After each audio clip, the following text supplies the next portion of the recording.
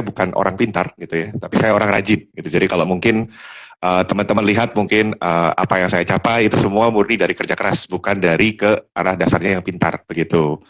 Karena kalau dilihat dulu saya pernah tidak naik kelas gitu ya. Jadi sebenarnya kalau dilihat pintar juga enggak gitu ya. Tapi titik itu mengubah saya gitu ya. Jadi titik itu ketika saya tidak naik kelas mengubah saya untuk saya menjadi rajin.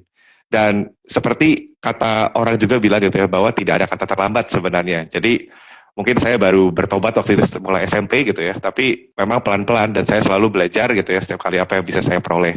Dan itu juga mulai dari hal kecil dulu gitu. Jadi kalau kita ya dengan apa ya kalau di saya kan saya melihatnya dari Alkitab gitu kan, Tuhan tidak akan memberikan yang besar kalau kita yang kecil aja kita nggak bisa beresin gitu kan.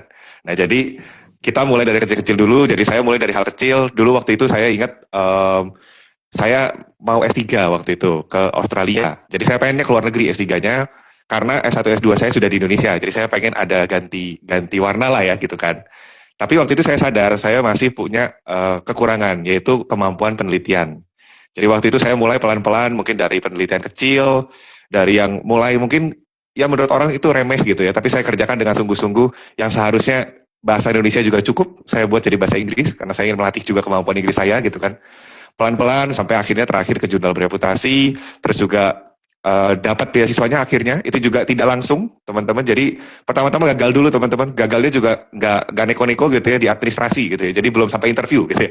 Jadi administrasi tahun pertama saya coba semua gagal beasiswa saya gitu ya, tapi tahun kedua saya coba lagi dan ya puji Tuhan akhirnya sukses juga gitu kan.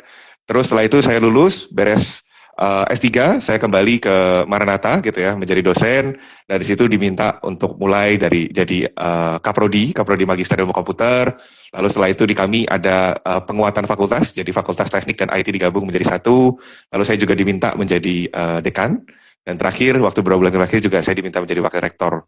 Dan ketika untuk menjadi top 30 ini sebenarnya kita diseleksi sama mereka gitu ya.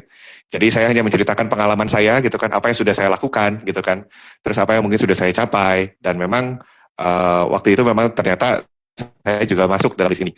Ini juga bukan yang pertama kali coba langsung sukses gitu ya, ini coba kedua kali.